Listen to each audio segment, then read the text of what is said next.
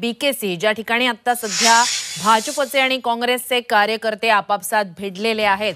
मोठा बंदोबस्त बीकेसीच्या परिसरात ठेवण्यात आलेला होता.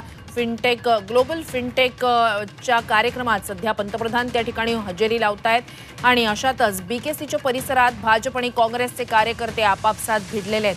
काँग्रेस आक्रमक होतीच. पंतप्रधानांच्या दौऱ्याच्या पार्श्वभूमीवर आंदोलनाचा इशारा काँग्रेसकडून देण्यात आलेला होताच. पंतप्रधानांच्या नरेंद्र मोदींच्या त्यांनी राज्याची माफी मागावी अशी मागणी काँग्रेसची होती. त्यावरून काँग्रेस चांगलीच आक्रमक झालेली होती.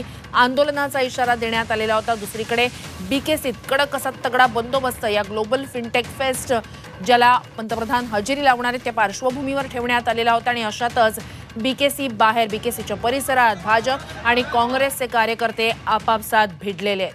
ही दृश्य आपण बीकेसीतली पाहतोय. एकीकडे तगडा बंदोबस्त पोलिसांचा ठेवण्यात आलेला आहे. अधिकची माहिती आपले प्रतिनिधी अमोल पेडणेकर यांच्याकडून घेऊया. अमोल, दृश्य आपण पाहतोय, आत्ताचे अपडेट्स काय?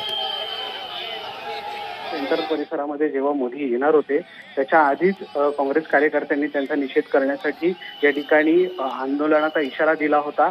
परंतु काही प्रमुख नेत्यांना पोलिसांनी ताब्यात घेतलं होतं. परंतु जे काही कार्यकर्ते होते जे जिओ वर्ल्ड सेंटरच्या परिसरात होते ते आणि जे भाजपचे कार्यकर्ते मोदींच्या स्वागतासाठी त्या ठिकाणी आलेले होते त्यांची एकमेकांमध्ये आमने-सामने ते आलेले आहेत आणि काही काळ तणावाचं वातावरण आहे त्या परिसरात निर्माण झालेलं होतं. परंतु आता सध्या पोलीस घटनास्थळी आहेत. मोठ्या प्रमाणात जो ताफा होता त्यांनी आता तो या सर्व कार्यकर्त्यांना बाजूला केलेला दृश्य आपण पाहतोय. आता या कार्यकर्त्यांना बाजूला करण्यात आलेलं आहे. थेट जाणार आहोत ग्लोबल फिनटेक फेस्ट मध्ये पंतप्रधान बोलतात.